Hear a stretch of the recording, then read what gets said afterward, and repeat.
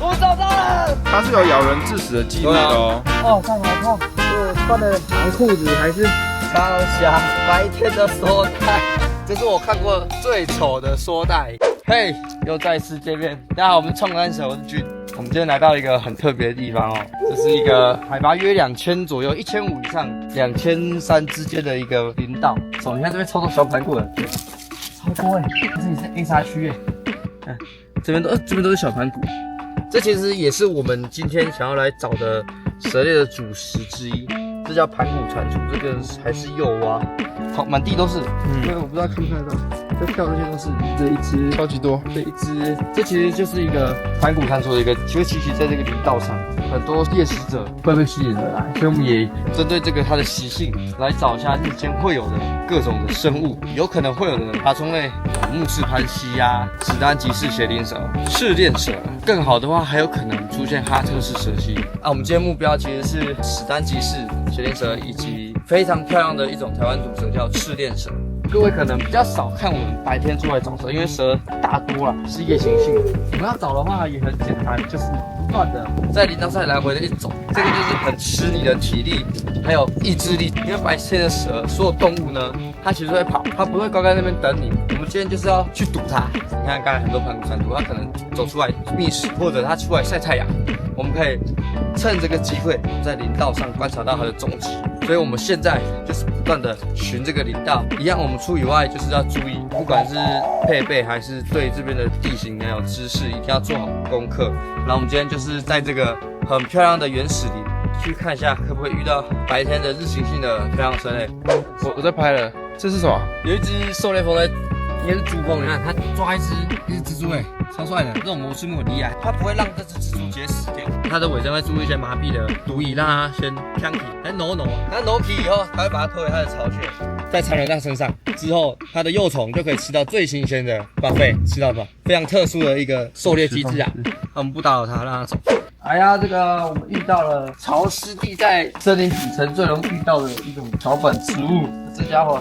这个就是鼎鼎大名的咬人猫啊，还有另外一种叫蝎子草，甚至还有一种木本植物叫咬人狗。我们先来介绍最常见的咬人猫。我相信大家都知道碰它会很痛。它的最大的特征，第一个它是荨麻科对生，完全叶的时候会有漂亮的生锯齿给它。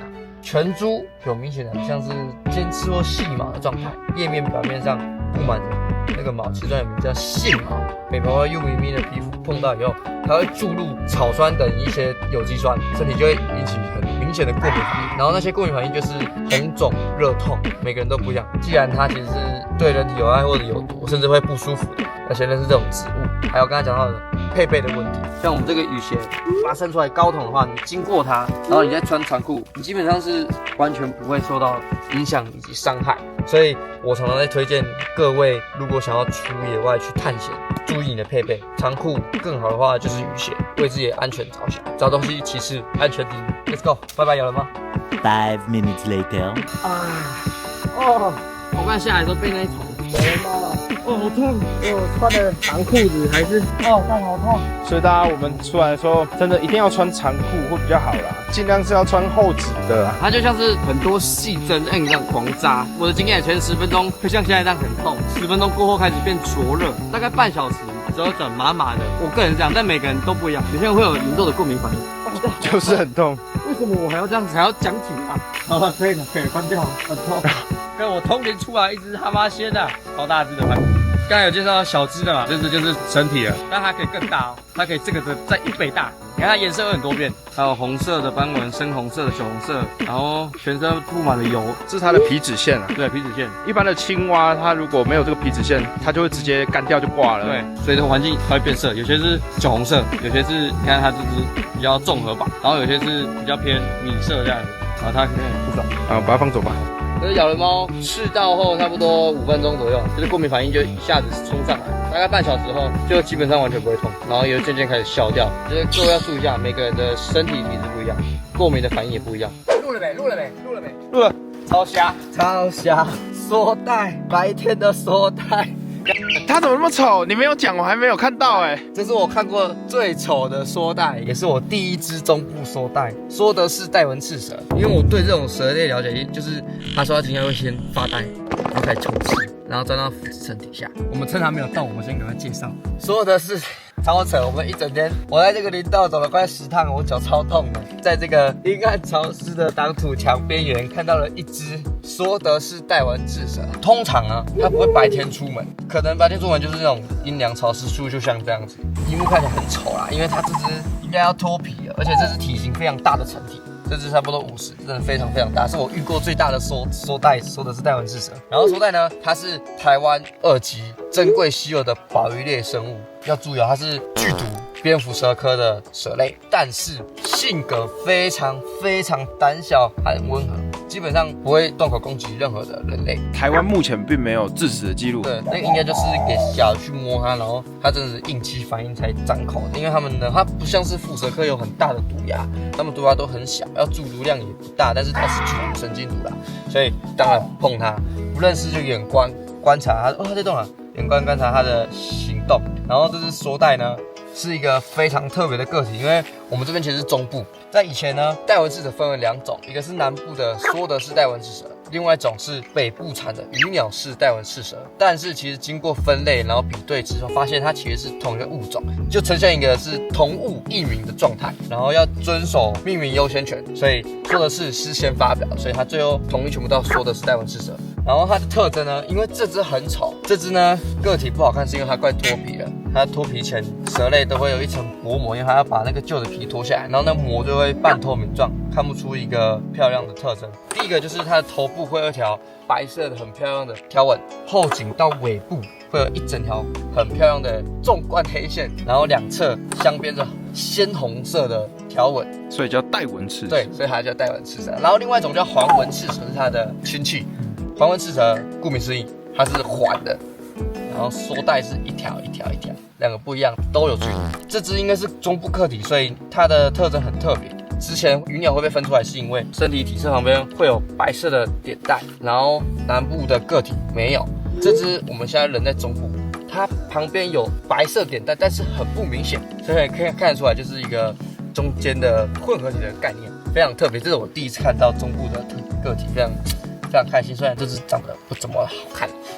然后梭带主食也很特别，因为它体型也小，它主要吃其他的小型蛇类。这个海拔它应该很容易吃到铁线蛇、比较小只的标蛇，甚至盲蛇或者蚯蚓都是它的捕食对象。这种非常特别的毒蛇啊，台湾的美蛇之一。我个人私心认为，很多有毒的蛇类都是非常美丽的。梭带还有一个很大的特征哦，它生气的时候，它的尾部有一个特硬化的尾尖，它会卷起来，像弹簧那样卷起来。它遇到敌人攻击，它会用那个硬化的尾尖去扎敌人，让你感到不适，好想被吃看。因为我这辈子第一次看到白天的梭带，因为它颜色太暗淡了，这样看真的是超不明显。我是刚会走一走，脚很酸停下来才发现它的存在。你开始往那个地底下钻，因为它的个性就是它是地栖的，都生活在森林底层、腐殖层下面，然后每次就会躲在倒木以及石头下方休息。拜拜，说则是带纹赤蛇，让它下去这片原始林吧。说完了，希望它钻回林道上。你要回来哦？不要吧，我们等了20分钟，就是为了要等你下去哎。下去，不好吧 ？OK，拜拜，说带，拜拜。白天蛇啊，那种养护工程呀，就是还有铁丝，然后里面一大堆石头。这其实我自己觉得它是一个非常大的庇护所，会有超多石龙子啊、爬虫类、像蛇类都躲在里面睡觉。然后所以像这种日行性蛇类，它可能先出门的时候，它就上面爬晒太阳。所以有时候我在经过这种地方啊，我会故意看得远一点，因为白天走去白天的时候反应超快，一看到它可能就瞬间不见了。随时都要有那个警觉性，就有东西要出来。有蛇退，马上有，真的，我没有唬烂你啊！这蛇退，它的很大蛮大的，这只不小只哦。你看它就是跟我说，它喜欢在这个石洞上面活动，因为其实就是天然的家，应该说人为的家。来看一下，这有强连击，我记得赤链蛇也是蛮强连击的，搞不好这是一只巨无霸赤链蛇的蛇退。如果是赤链，它真的很大对，如果是赤链，这只应该是超大的阿宙等级的。它鳞脊真的蛮明显的。有东西在打。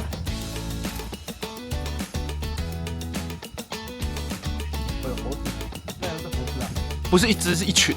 有一个蛇，如果你听到声音吼，已经没了啦。但是基本上就没了。蛇的反应，你要眼睛看到就已经出手，它不像夜观，我们夜观的话，你可以骑车慢慢看，然后它在路边它可能在排水沟就停在那边爬，因为晚上蛇类第一个视力没有那么强，然后它们的天敌也不会那么多，但白天不一样，它们的捕食方式反应快速，才可以捕到的东西，所以它相对看到体型庞大的，像是我们对他们都是敌人，他们就赶快逃窜，所以蛇其实也不会主动攻击，各位看到也不用那么紧张。像是白天我看都市很常看到那种眼镜蛇在水沟旁边爬，你过去它说不定就钻下去了。吓得要死，所以不太会主动攻击。一个小尝试，如果各位有机会在有遇到这种当土场，然后四周算是蛮原始的环境，可以稍微注意一下，蛮有料的。运气啊，老蛇就这样，走吧，继续看有什么东西。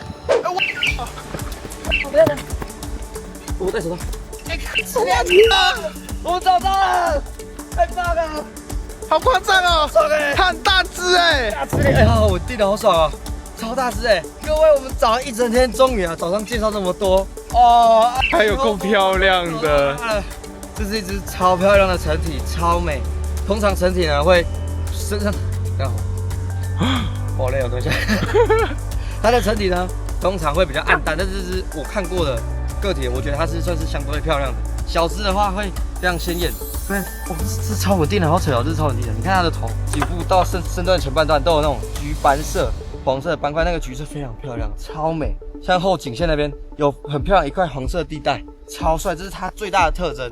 哎，它肚子好黑，好帅哦，超屌，这肚子是黑色的。各位，先讲啊。台湾赤链蛇其实是有毒的蛇类，锦桃蛇属的，它们超厉害，它们会摄取有一些有毒的食物，然后像是赤链蛇，我们早上有介绍，它会吃盘古蟾蜍，把盘古蟾蜍里面的毒液，你知道它有一个非常特别的一个器官叫特化的颈线里面，然后受到威胁的时候，文献是讲它会从后颈线外面的皮肤慢慢渗出来，好像真的有一点点，它的颈部会比较亮，油亮亮，我不知道是不是这样子啊，我不确定。它是让它分泌出来之后，诱使敌人的嘴巴去碰到。哦，真的假的？超帅，真的是不可思议。然后台湾呢，目前台湾蛇科应该最毒就是它，而且这是超大的。有人。哦，大王！啊，不对，你怎么也刚好来找蛇？我刚好来找啊，我找不到，所以可以蹭吗？我这样当然没问题啊。是我们蹭啊，蹭一波大的，超扯哎，超大只。我不知道讲什么，我们吃到这个是今天最大奖哎！野生才可以得一蛇，嘿有蛇，有蛇，有蛇，有只赤链蛇。对，我们遇到了野生的，来可以得一蛇，我这个不是在我们预料之内，太夸张了。乖耶，对，这是好个性很乖，可能我发现了自己经验，通常很大只的成体的蛇都比较稳。对，他们就有那种老神在在的感觉，那种大白腹也会这样子。它是本来就虎吗？后面对，大只的蛇啊，它会比较不显眼，然后你会看到它的爬行力很强，我猜有这样强连脊，它是强连脊，它有点像王脊之那种强连脊。我们刚才前面林道其实有看到一个强连脊的蛇皮，我们在猜有可能是王它的，也有可能就是超大只的赤链蛇。因为赤链蛇最大呢可以长到120、130左右，1公尺左右，这真的是我是没看过那么大的啊。我之前遇到的个体可能就30公分、40公分左右就紧绷了。它是小时候肚子比较黑吗？对，就是小时候的，不管怎样，它都特别鲜艳，不管是头部啊、吻端啊，然后怎么样，生气了，生气了，压扁了。赤链蛇很特别，还会假装自己是眼镜蛇，遇到受惊吓的时候，都会把它的后颈部撑起来，然后立起来。台湾还有一种是史丹吉氏血灵蛇，也会这样子。然后我们的赤链蛇也会。刚才其实我冲过来的时候，它其实有被我吓到，它其实有蹭一下，只是画面应该没有捕捉到，我觉得蛮可惜的。各位，它其实是有毒的。今天把它请上来给各位看。其实第一个，我想让各位知道说，不是蛇类都很危险，它们都有攻击性。像各位看到这是赤链蛇，非常乖巧。相对的，这种很毒的，像是腹蛇科的，它可能情绪不是那么稳定，或者你够了解它，都不要上手。我们就远观去观察它的形态，观察它的栖地、它的特性就好。像赤链蛇，我们是为了给你看它的特征、它的习性，跟我了解到蛇不是这么的恐怖。它这个不是像油的感觉，真的是有分泌那个你讲叫啥？蟾蜍毒啊，等下舔一口，我不知道会不会浓。不要。它幼蛇的情况下，真的超级鲜艳。各位看到它其实它的虎斑纹啊、黄斑纹没有那么的鲜艳，在幼蛇的个体上是闪闪发亮的，就是远远就看到一个黄金色的链条，底下北底下蛇。但这只我觉得也是非常厉害，这么大只，它还可以呈现那么漂亮的体色。感谢山神啊！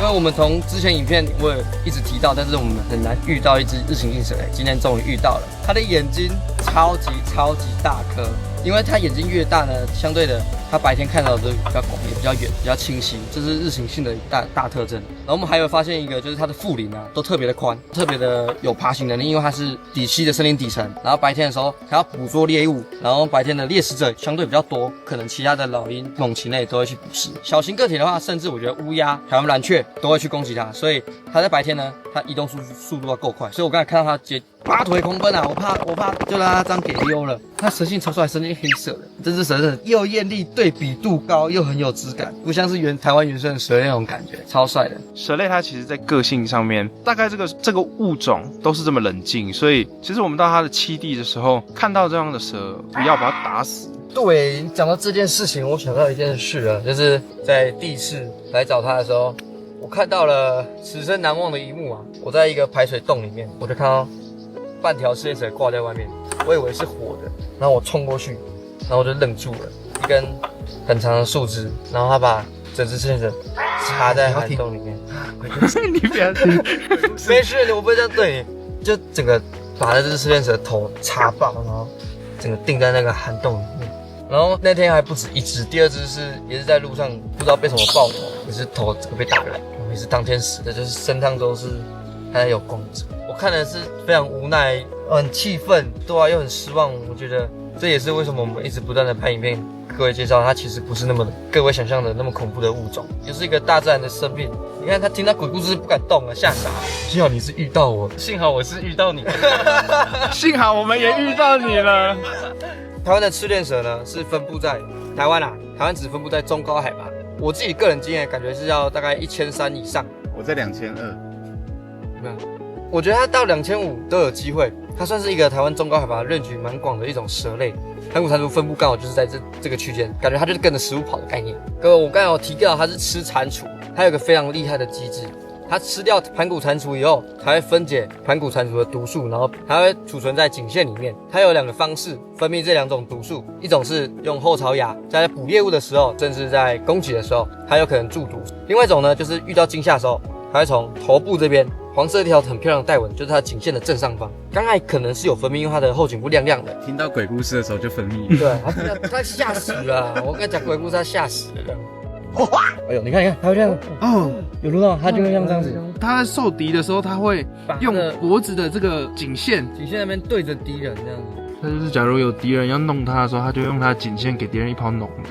来舔啊，你舔舔看它这种感觉。有来了，你看，这就是超帅的，超帅的。这什么？好像那种那叫什么鲤鱼王那种垂死挣扎。鲤鱼王。基本上它其实不是说专攻只吃蟾蜍啦，我相信它遇到所有的猎物都会去吃，甚至我记得我听前辈们说过，它甚至还会去吃鱼，就是岸边的鱼看到还去吃。前辈跟我说的，我没有亲眼看过，我也没看过文献说，但是我相信蛇类基本上看到有洞的，它吞得下去应该都会去捕抓。但是因为它的海拔区间盘古蟾蜍的分布非常多，所以它的主食盘古蟾蜍可以造就它的演化，才会演化出这种特殊的颈线。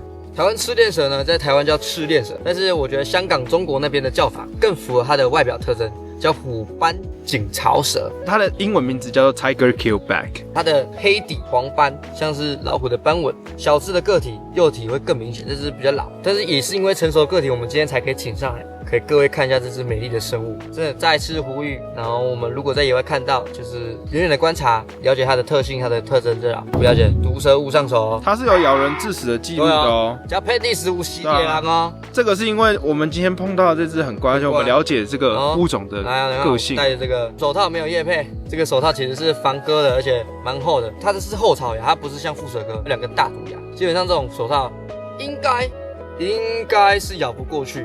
戴手套安全点啊！我是希望这样子给各位呈现。它是台湾特有亚种的一种非常漂亮的台湾蛇类。我记得早期是保育的，对不对？ 2级哦。它数量仍然在下滑。它除保的原因，我猜啦，是因为有几个大分布点被发现了，所以发现它的族群数量相对下稳定了那么一点。不然我觉得以它的观赏性，再加上你真的要找它，其实不太容易。它被猎保的机会真是蛮高，可能未来5年后、10年后，它会成为我们的保育类。今天应该是最后一条蛇，就是我们这只可爱的赤练蛇了。